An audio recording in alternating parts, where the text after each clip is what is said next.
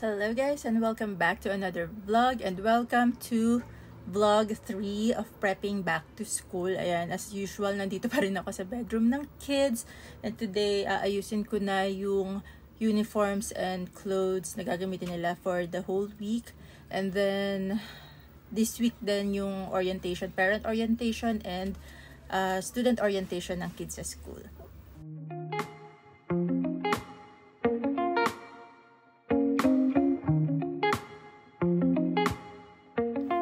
Nilagay ko to, yung binili ko sa Walmart.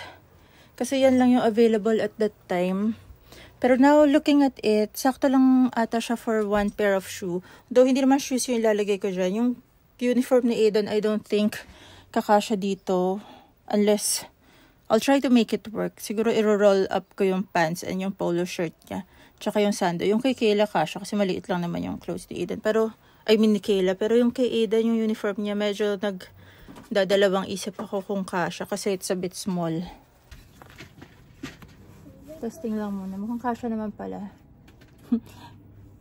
kasya naman pala yung uniform ni Aiden. Ano ba yun? Ayan, one shirt and one pair of pants ni Aiden. Kasya naman pala. Lalagyan ko pa ng sando.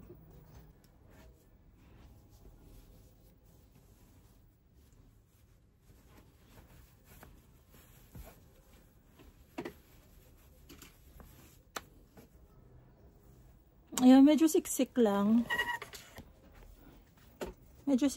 Pero kasya naman pala yung sando and then polo shirt and then one pair of pants niya.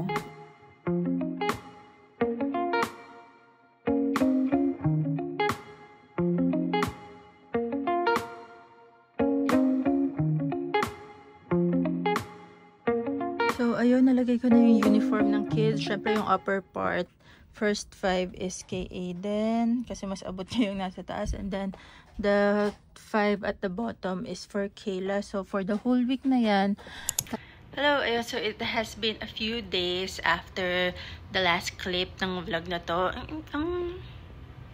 Ang golden light ng vlog. Anyway, I'm so sorry na naman sa itsura ko. And haggard na naman tayo, girl. Hindi na tayo naging mukhang normal na tao sa mga vlog na to. But anyway, so ayan, I just got home from work and I received my package na from Shein. So ayan, dagdag nga dun sa back to school haul ko for the kids. Kasi ayun nga, nabanggit ko na, kinulang, hindi nga ako nakakita nung sweater and jacket ni Aiden that is school appropriate. Kaya umorder na lang ako from Shein. And buti na lang, medyo mabilis lang yung shipping ngayon kasi parang kailan ko lang in-order yun. 1 week lang dumating na dito. Usually, ang tawag doon, mga 2 weeks inaabot. But anyway, so what I was missing was a gray and navy blue na sweater. And then yung hoodie ni Aiden. So, this is the gray one. Hindi ko pa na-check actually. Hindi ko pa nakikita kung thick enough ba siya for winter or para yung ngayon lang hanggang bago mag-winter. Anyway, it looks like this. Medyo, I'm not too sure. Sakto lang. Medyo, honestly, I can find a better quality. Pero it's okay pang everyday.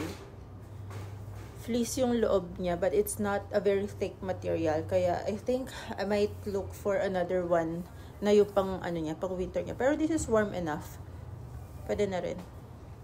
So that's the gray one. And then I also got him a blue one. Ayun, same material lang. It's just in a different color. Fleece din yung loob. And then I got him a gray hoodie.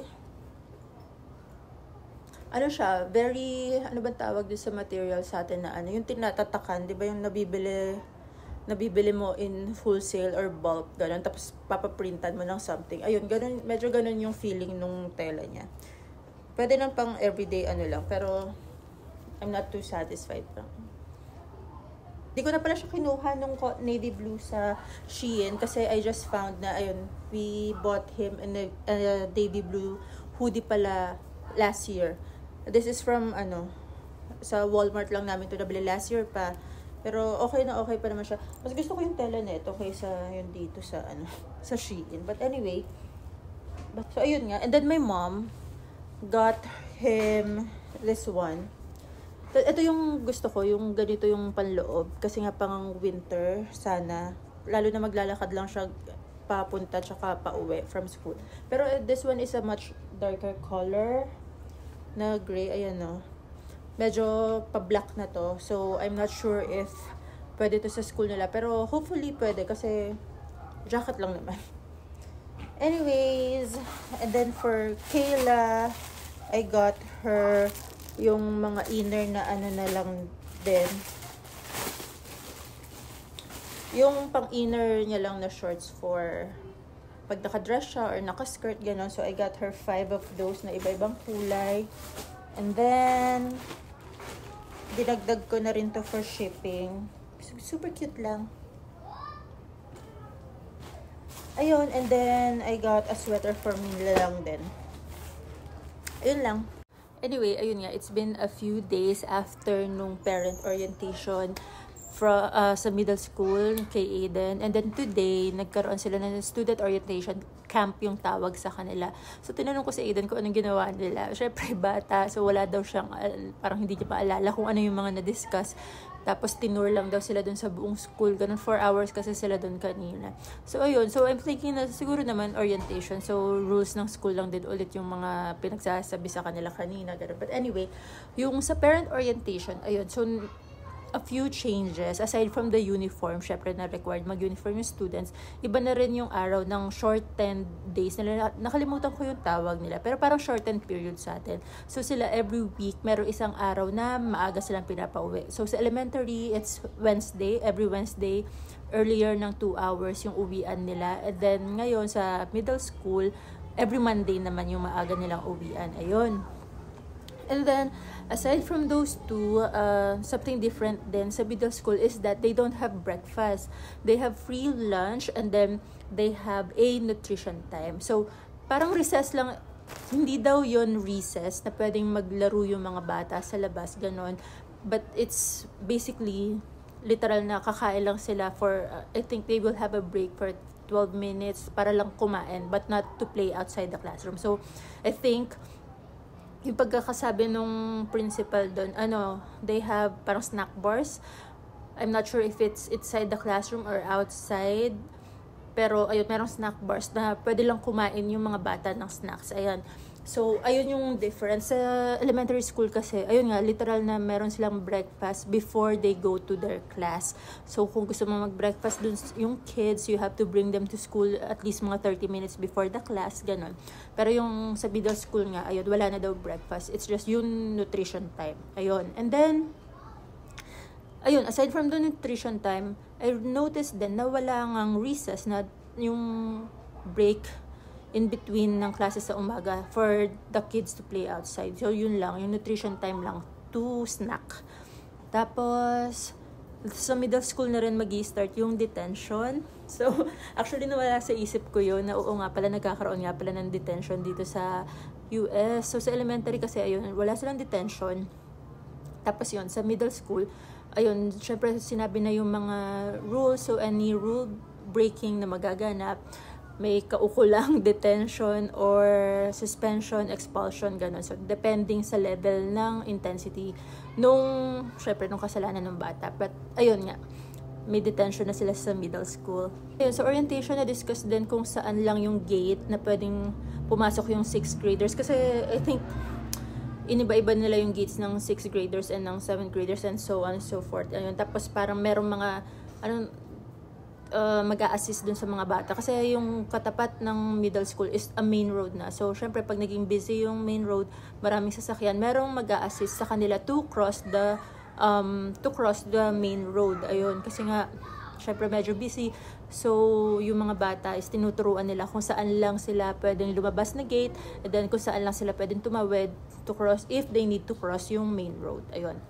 Medyo kinakabahan nga ako doon kasi I think that's a 4-lane, yung dalawa going north and then dalawa going south. Ayun, 4-lane siya na road. So, medyo kinakabahan ako dun for Aiden. Although, alam ko naman na magiging alerto siya pagdating sa road. Pero syempre, di ba, tayo kasi yung mga Pilipino, hatid sundo yung mga kids natin as much as possible. Usually, high school na, di ba, na hinahayaan natin na mag-commute mag-isa, ganun. Pero, ayun, well, kailangan niya matuto maging independent talaga dito sa US. Nakakabalang talaga. Pero, wala. Sabay-sabay tayong mag-adjust na siya rin. Kailangan niyang matuto talaga na to go to school and to go home on his own. Ayun. Parang yun pa lang yung mga naiisip ko na very minor changes pa lang naman. I think from elementary going to middle school, if ever na meron akong maisip ulit, i-share ko na lang ulit. Pero for now, ayun, very minor pa lang naman yung changes from elementary to middle school. Siguro pinaka-big change na is yung naka-uniform sila and meron nang detention. Ayun. Excuse the mess doon. I'm trying out the jackets and the sweaters that I got for Aiden. Size small lang to pero kasya sa akin. And I take back what I said. Ayun, di ba sabi ko medyo low quality. Pero it's so comfy pala. I mean, pwede na. Not bad. Not bad at all. And I think pag na labhan ko siya, medyo mawawala pa yung medyo matigas na feeling niya. Pero it's so comfy. As in, ang ano niya ba, ang sarap niyang suotin. Tapos, ayun, wala lang. Naisipan ko lang itry. Sakto pala. I mean, yung pa-fleece niya sa loob, I think, sakto to for fall season.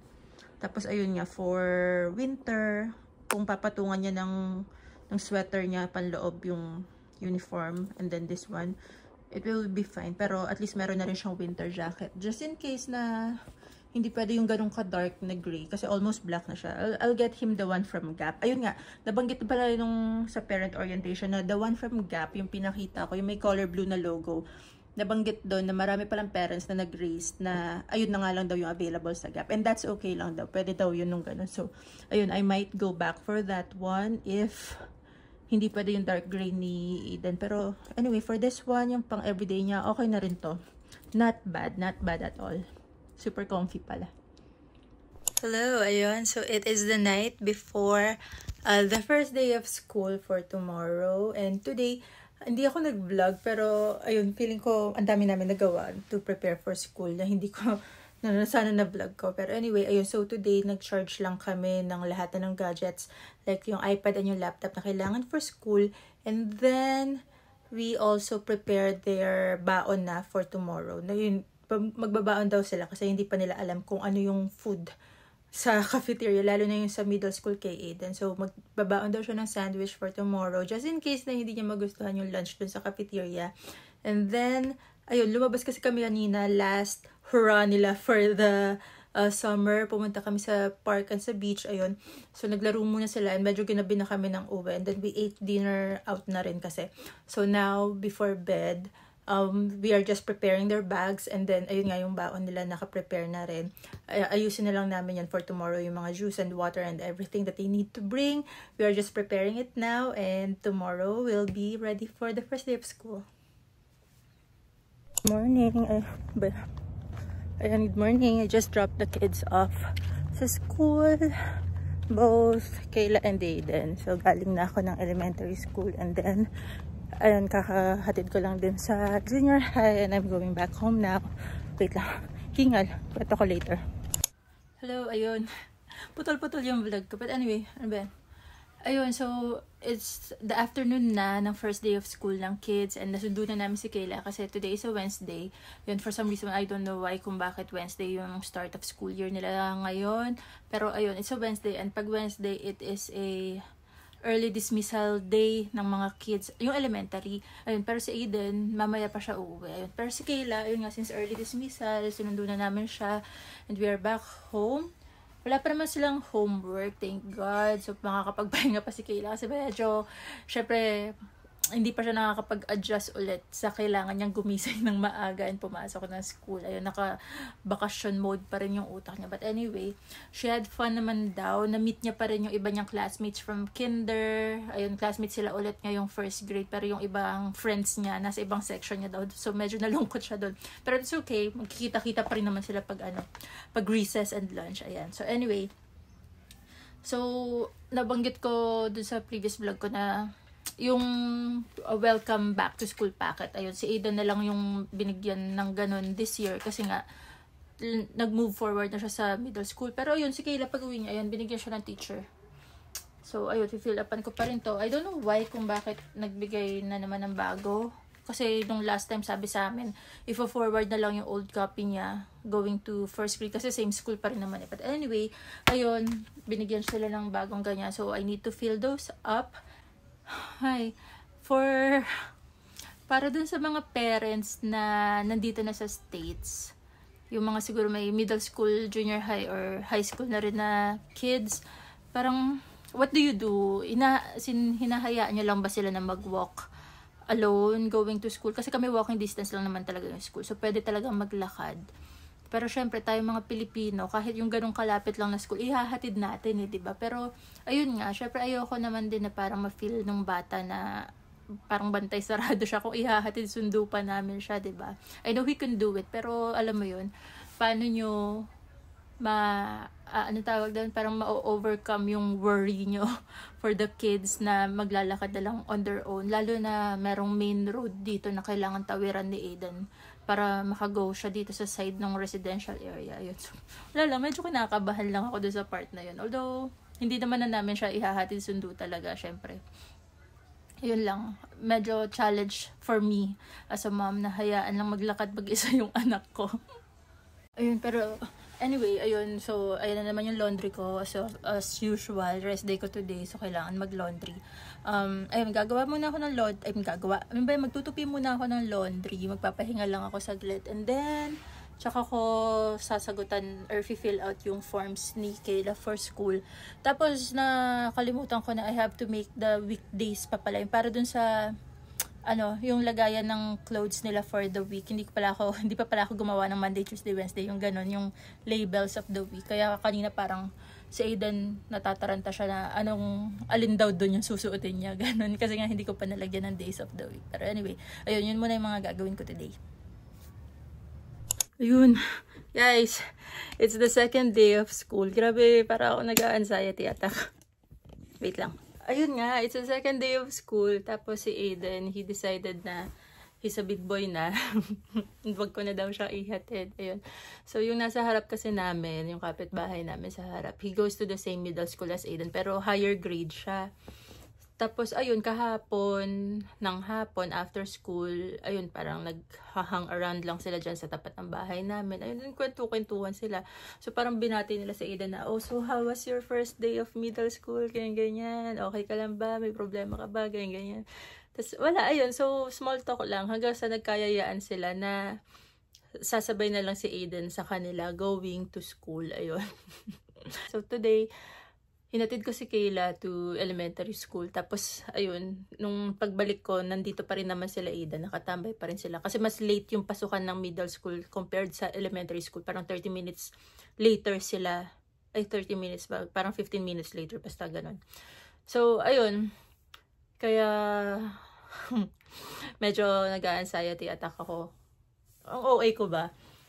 Medyo kinakabahan ako. For the parents na nandito sa US na may middle school or ayan, junior high or kahit yung mga nasa Pilipinas, like paano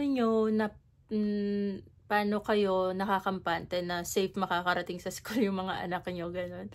Kasi lalo na dito, ayun nga, okay lang sana kung yung going dun sa elementary school nila kasi malapit lang, it's a 5-minute walk from our house yung elementary school. Pero yung middle school kasi, it's like a 15-minute walk na going one way. So, mas malayo-layo siya. And then, ayun nga, kailangan nilang tumawid sa isang main road. Although, meron namang mga crossing guard. Ayun, may mga tumutulong, lalo na pag school time, yung pasukan and labasan ng estudyante, may mga crossing guard. So, may mga yung stop sign, gano'n. Tapos, sasamahan nila yung mga bata na tumawid. So, meron namang gano'n. So, I know that it's safe. Pero, wala lang. Kinakabahan talaga ako. Kasi, syempre, yung mga middle school, diba? Tapos, nakabike pa sila. So, alam mo yun, baka magyabangan sa kalye, gano'n, tapos hindi sila safe riders, or hindi sila mapansin ng mga ibang drivers, gano'n. Alam mo yun, mga simple worries as a mom. Pero ayun nga, let me know, comment down below kung paano yung ginagawa nyo para mapanatag kayo na okay lang na mag-isa nang pumasok yung kids nyo sa school. Ayun. So, ayun nga, nag-uusap kami ng husband ko. And sinasabi niya nga sa akin na parang, well, kailangan talaga nilang ma-experience. Alam mo yun, parang kailangan nilang ma-develop yung independence nila. Kaya, hayaan na namin daw na gusto niyang pumasok and umuwi mag-isa. Ayan. Pero hopefully, may makasabay si Aiden pa uwi later. Ba?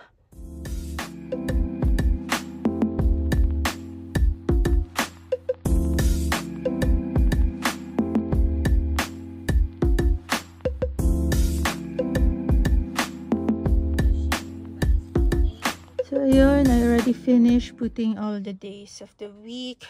Ayan, for their weekly school outfit. So, every Saturday or Sunday, the kids will need to fill those out para sa school week nila. Anyway, I will end this vlog right here. Medyo mahaba na naman tong back to school vlog ko. But today is Thursday. So next Wednesday, back to school na sila. It's their first day of school. I'm excited. The kids are excited. We're hoping for a lot of new fun experiences for them again this year. But anyways, if you have any other further questions, concerns, or stories that you would like to share about your kids' back to school life here in the US or anything in particular, comment down below, kwentuhan tayo, and I'll see you on the next vlog. Bye!